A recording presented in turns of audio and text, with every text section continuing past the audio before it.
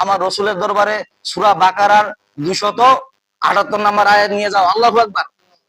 আল্লাহ পাক সূরা বাকারার 278 নম্বর আয়াত নাযিল করে বলতেছেন, ইয়া আইয়ুহাল্লাযীনা আমানুত্তাকুল্লাহা ওয়া যারু মা বাকিয়া মিনার রিবা ইন কুনতুম মুমিনিন। আল্লাহু আকবার।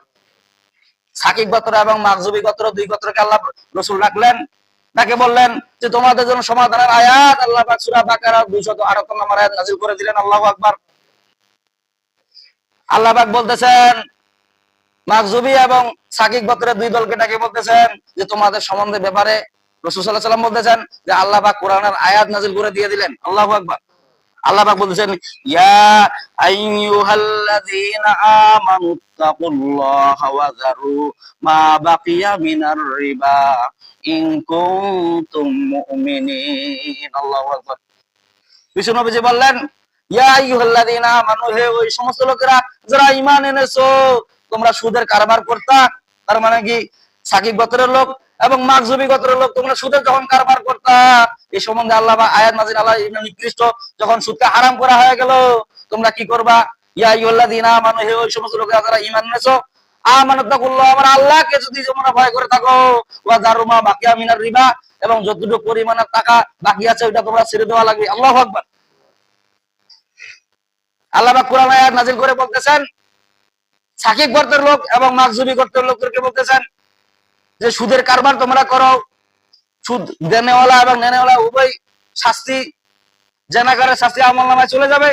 1 টাকা দিয়ে যদি সুদ খায় 36 বার নিজের মায়ের সাথে জেনা করা গুনাহ আমলনামায় দিয়ে দিবে। বলেন না নাউজুবিল্লাহ। এটা সবচেয়ে নিম্ন গুনাহ। 77টা গুনাহ আছে সুদখোরের। কিয়ামতের দিন সুদখোরকে আল্লাহ পাক ডাক দিবেন, রে সুদখোর এদিকে আসো, তোমার বললাম নাও, তোমার লাঠি নাও, তোমার ছুরি নাও, নিয়ে তুমি আমার সাথে যুদ্ধ করা, তোমরা আসো। ওই সুদখোর বলবে, সর্বনাশ, দুনিয়ার বুকে ছিলাম, আল্লাহ আপনি কেমন কথা বলতেছেন, আপনার সাথে কি আমি যুদ্ধ করতে পারবো নাকি? বলছে, না, তুমি দুনিয়ার বুকে আমার সাথে যুদ্ধ করছিলা। বলেন না নাউজুবিল্লাহ। সুদখোরের 70টা গুনাহ, এক হাদিসের মধ্যে আছে 77টা গুনাহ। তার সাথে নিম্ন গুনাহ হলো যদি কোনো পুরুষ লোক যদি সুদ খায় 36 বার মায়ের সাথে জেনা করার গুনাহ তার আমলনামায় লেখা হয়। আর যদি মহিলা হয় তার কি হবে? তাহলে বাপের সাথে যেমন তেমন জায়গায় না, কাবা শরীফের ভিতরে। আর সুদখোরের বলা হয়েছে যে কিয়ামতের দিন আল্লাহ পাক এমন লাঞ্ছিত করবেন, অপমানিত করবেন, তাদেরকে পাগল অবস্থায় আল্লাহ পাক দাঁড় করাবেন। এবং আল্লাহ তাআলা 70টা গুনার ভিতরে একটা গুনাহ বলছেন যে আমি সুদখোরকে যে কোনো পন্থায় জাহান্নাম কাটাবো। যত নামাজ করুক, রোজা করুক, হজ করুক, যাকাত করুক, যত রকমের ভালো আমল করুক, সমস্ত আমলকে আমি আল্লাহ পাক বিনাই করে দিয়া ওকে আমি জাহান্নামে কাটাবো। লাশ পর্যায়ে বলবে, ওই লোক বড়াই দেখাবে যে আল্লাহ আমি নামাজ পড়েছি, আমি রোজা করেছি, আমি হজ করেছি, আমি যাকাত দিয়েছি, ভিতরে ভিতরে কিন্তু সুদ খাইছে, এমন লোক আছে না নাই? আল্লাহ পাক বলবেন যে তুমি নামাজ পড়েছো, আমার চোখের যে আমি যে তোমাদের চোখের পাওয়ার দিয়েছি, চোখের পাওয়ার মূল্য আমাকে দাম দাও। সে বলবে যে চোখের পাওয়ারের মূল্য তো আমি দিতে পারবো না। তাহলে চোখের পাওয়ার মূল্য দিতে পারবো না, তাহলে চোখের পাওয়ারের পরিবর্তে তুমি জাহান্নাম কাটো। সেটা কবে যে নামাজ পড়েছি, নামাজের সব তাহলে কাটে নাও। তারপরে এমন পর্যায়ে দাঁড়াবে, সে বলবে যে আমি রোজা করেছি, আল্লাহ পাক বলেছে তুমি যে রোজা করেছো, ঠিক আছে, তোমার যে কান যে আমি আল্লাহ পাক দান করেছি, কান দিয়ে আছে মানুষ শুনতে পাও, সেই কানের কিবাটা আমার আমলনামাটা দাও। বলছে আমি দিতে পারবো না। বলছে তার মানে কি? তাহলে বলে যে রোজার সবটা দিয়ে দাও। এইভাবে আল্লাহ পাক সব আমল বিনাই করে দিয়া তাকে জাহান্নাম খাটাবে একমাত্র সুদখোর খাওয়ার কারণে। বলেন নাউজুবিল্লাহ।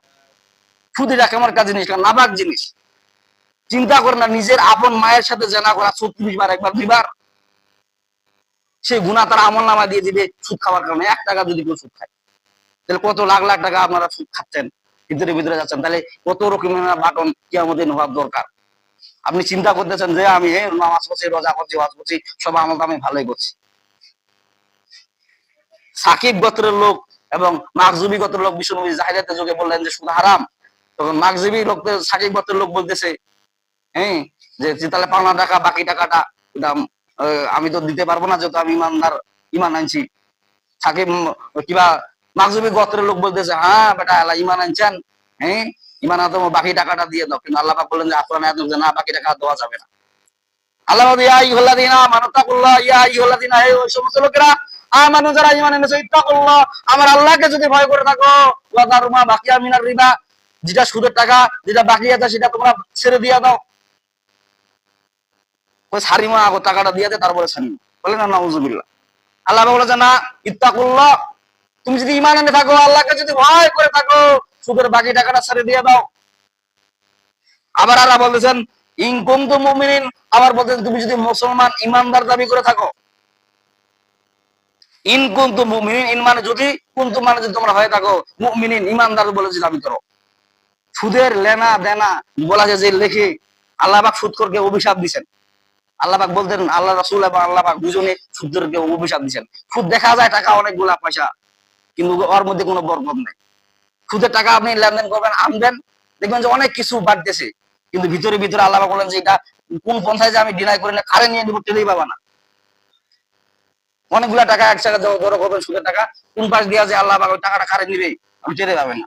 কিয়ামতের দিন রাসূল সাল্লাল্লাহু আলাইহি ওয়াসাল্লাম বলতেছেন যে জিবরাইল আমিন আমাকে কিছু দূর জাহান্নামের জন্য স্বপ্নে যোগে নিয়ে গেল, দেখতেছি একটা রক্তের নহর, মানে রক্তের নদী, রক্তের নদীর মধ্যে এক লোক হাবুডুবু খাচ্ছে, পাহাড়ে কিনারায় আসতেছে, আরেক ব্যক্তি দাঁড়ান্ত অবস্থায় পাথর দিয়ে তাকে ঝাঁটা মারতেছে, নিক্ষেপ করতেছে। যখন ঝাঁটা মারতেছে, ঝাঁটা মার করতে সেই লোক ওই পাথরের আঘাতে আবার নদীর রক্তের নদীর মাঝখানে যাচ্ছে এবং রক্তগুলা খাচ্ছে। জিবরাইল আমিনকে জিজ্ঞাসা করলেন বিশ্বনবীজি, লিমা তাকুক লিমা তাকুক, এটা কোন ব্যক্তি, এটা কোন ব্যক্তি? জিবরাইল আমিন বললেন যে হুজুর, এটা দুনিয়ার বুকে সুদ করছিল, মানুষের রক্তগুলা চুষে খাইছে, গরিব মানুষের, ঠিক কিনা বলেন? যারা সুদখোর ওরা মানুষের রক্ত চুষে খায়, তার খালি বাড়েই বাড়ে, তাদের আর কমে না। কিন্তু আল্লাহ পাক বলেন যে না, ওইটাই তোমার জাহান্নামের কারণ হয়ে যাবে। বলেন না না, সুদ এটা এমন একটা জিনিস, খুব খারাপ জিনিস, নিকৃষ্ট জিনিস। বিশ্বনবীজি বলেন, হাদিসের মধ্যে বলেন যে এমন একটা জামানা আসবে, সুদের আবহাওয়া আলেম ওলামাদের পেটেও চলে যাবে। বলেন না নাউজুবিল্লাহ। তার মানে কি, ইমাম সাহেব বা মুয়াজ্জিন সাহেব ভালো নেককার লোক ডাক দিছে চায়ের হোটেলে যে হুজুর চা খান, চা খান। আর হুজুর তো বসে বসে হ্যাঁ দেন, চা অর্ডার দিছে, মানে ইমাম সাহেব তো মনে করেন যে ফ্রি খাওয়া। ওই যে একজন বলে না, ওই যে খায় দেয় খিলায় না, এর নাম মাওলানা। মানে খায় দেয় কিন্তু খিলায় না, কিন্তু এর নাম মাওলানা। একটা সুন্দর ভাই বুঝছে, একজন খায় দেয় খিলায় না। ইমাম সাহেব ডাকাইছে চার হোটেলে, বাস হুজুর চা খান, বাস হুজুর চা অর্ডার দিছে, চা আনে দিছে, খাওয়ার পরে হুজুর সুদে তো বয়ান করলেন, এটা তো সুদের টাকা। হ্যাঁ, সুদের টাকা খিলাইলেন। পরিষ্কার শুনে নেন, সুদের আবহাওয়া, আপনি ইমাম সাহেবকে খিলাচ্ছেন, ইমাম সাহেব যদি না জানে খায়, এটা গুনাহ আপনার আমল নামায় চলে যাবে। ওটা ইমাম সাহেবের কোনো গুনাহ হবে না, আপনার আমল নামায় গুনাহ হবে। কেন হবে? আপনি তো নিজের ইচ্ছা খাওয়াইলেন, সুদের টাকা দিয়ে কেনা খাওয়াইলেন। আপনি ভালো জিনিস, ভালো ইমাম সাহেব, আপনি ভালো জিনিসটা হালাল টাকা দিয়ে খাওয়াবেন, ঠিক না বলেন? সুদের টাকা দিয়ে খাওয়াচ্ছেন, আপনি নিজে খাচ্ছেন, আরো জনকে অপরাধী বানাচ্ছেন। এই কিয়ামতের দিন আপনি ফাঁসে যাবেন, কিয়ামতের দিন অপরাধী হয়ে দাঁড়াবেন। কেন দাঁড়াবেন? কারণ আপনি তো নিজের টাকা দিয়ে খাওয়াচ্ছেন। হালাল জিনিস দিয়ে খাওয়াবেন, হাওয়া হালাল। এই জন্য বিষ্ণুনবীজি বলতেন যে তোমরা যখন দোয়া করবা, এমন মনসায় দোয়া করো যেন হালাল রুজি যেন তোমরা খাইতে পারো। বলেন না সুবহানাল্লাহ।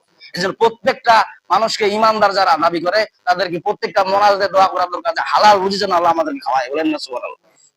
কারণ হালাল রুজি খাইলে দোয়া কবুল হয়ে যায়, হারাম রুজি খাইলে দোয়া কখনো কবুল হয় না, দোয়া ঝুলন্ত থাকে। হালালের বরকতই আলাদা, ঠিক না? বছরে বছরে কুত্তা 8টা 10টা করে বাচ্চা দিয়া দেয়, গরু দেয় একটা, আর কুত্তা দেয় 8টা 10টা। অথচ দেখবে যে গরু বেশি জব হচ্ছে, কুত্তা খুঁজে পাওয়া যায় না, ঠিক কিনা বলেন? এটা হালালের বরকত। আর হারামের কোনো বরকত থাকে না। হারামের বলে আরামও। সুদখোর যারা, সুদের ইবাদত বন্দিকে আল্লাহ তাআলা তো গ্রহণযোগ্য করবে না। আবার সুদখোর যারা, তারা ইবাদত বন্দি করতেও তো মজা পায় না। নামাজ পড়তেও, রোজা রাখতেও খালি মানে অন্যরকম মনে করে যে কি করিবা ইসলাম আমি ভিতরে। কারণ ভিতরে হারামখোর, সুদের টাকা, ঠিক কিনা বলেন? যে যারা সুদ খায় এখনো তওবা করেন যে আর আমি সুদ খাবো না, সুদের সাথে জড়িত হব না।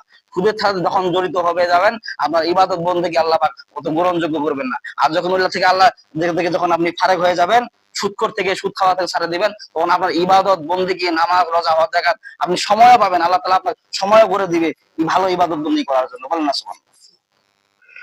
সুদ এটা একটা খুব খারাপ জিনিস। সুদ কি জিনিস? নিকৃষ্ট জিনিস। মিনার রিবা, রিবা শব্দ তো কি মানে বাড়তি, যেটা টাকা বাড়তি হয়। কিন্তু স্বর্ণ আর রূপার ক্ষেত্রে বিশ্বনবীজি বলেন যে স্বর্ণ প্রতিদানে কেউ যদি রূপা দেয়, এটা সুদ হবে না। স্বর্ণ রূপা একই পন্থায় দাঁড়ায়। কিন্তু এই যে টাকা পয়সার লেনদেন, আপনি আমাকে 10 টাকা দিলেন, আমি 11 টাকা দিলাম, 1 টাকা সুদ। আপনি আমাকে 20 টাকা দিলেন, আপনাকে আমি 21 টাকা দিলাম, ওটা কি? ওটা সুদ।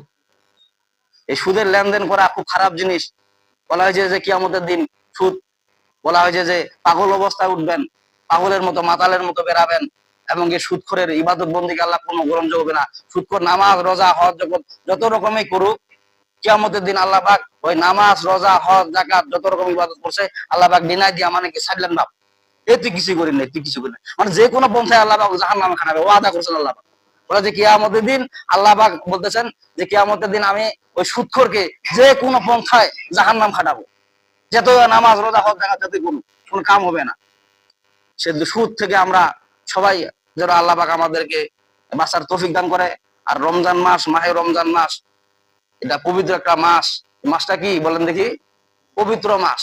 মনে করেন যে আল্লাহ পাক এই রমজানকে 3 ভাবে বিভক্ত করছেন, রহমত, মাগফিরাত, নাজাত। আজকে কয়টা রোজা গেল বলেন দেখি? 9টা। তাইলে আর কালকের দিনটা গেলে রহমত বিদায় নিচ্ছে আমাদের কাছ থেকে, তাই না? তারপরে কি মাগফিরাতের সিরিয়াল, তারপরে নাজাত। এই যে রহমত, মাগফিরাত, নাজাত, এগুলো রমজান মাসে বিশ্বনবী যে হাদিসের মধ্যে বলেন, যারা রমজান মাসে রোজাদারকে যারা সাহায্য করে, বলা যায় যে সাহায্য করার কারণে ওর আমল নামায় যে পরিমাণে সাহায্য করবে, তার আমল নামায় ওইটা আমি আল্লাহ পাক দান করে দেবো। এখন সাহায্য বলতে কি বোঝায় বলেন দেখি? কি বোঝায়? একটা রোজাদারকে যদি 1 গ্লাস পানি দেওয়া যদি সাহায্য করেন, কিয়ামতের দিন ওই রোজাদার যে সবটা, ওই যে সবটা আপনার আমল নামায় দিয়ে দিবে আল্লাহ, বলেন না সুবহানাল্লাহ। তাই বলে রোজাদারে কোনো কমতি করবে না। যেমন মনে করছে মোমবাতি মিটমিট করে জ্বলে, আরেক মোম যদি আলো নেয়, ওই মোমের কি আলো কমে যাবে? যাবে না। এই জন্য রমজান মাস, মাহে রমজান মাস, আমরা চেষ্টা করব বেশি বেশি করে দান সদকা করার জন্য। কারণ অন্য মাসে 1 টাকা দান করবেন, এই মাসে 1 টাকা দান করলে কয় টাকা সব? 70 টাকার সব। এভাবে বলা যায় 700 গুণ বাড়াইতে থাকবেন। যদি ভিতরে যদি আপনার যদি কৃপণতা যদি না থাকে, বখিরাতি যদি না থাকে, আপনি যদি দান করতে থাকেন, বলা হয়েছে যে 1 টাকা দান করার কারণে 70 গুণ দিতে দিতে আমি 700 গুণ বাড়ায় দিব। আর যদি কৃপণতা থাকে, বখিরাতি থাকে, তাহলে 1 টাকার পরিবর্তে 70 টাকায় দিব। নাম তো কি হচ্ছে বান্দা? এতটুকু পরিমাণের। আল্লাহ পাক আমাদেরকে এই রমজান মাসে দান সদকা বেশি বেশি করার জন্য তৌফিক দান করুক। আর সুদ থেকে আমাদেরকে সবাইকে বাইর হওয়ার জন্য তৌফিক দান করুক। ওয়া আখিরুন আলহামদুলিল্লাহি রাব্বিল আলামিন। যাদের সুন্নাত বাকি আছে সুন্নাত পড়েন কাবলা জুমা সাইদা।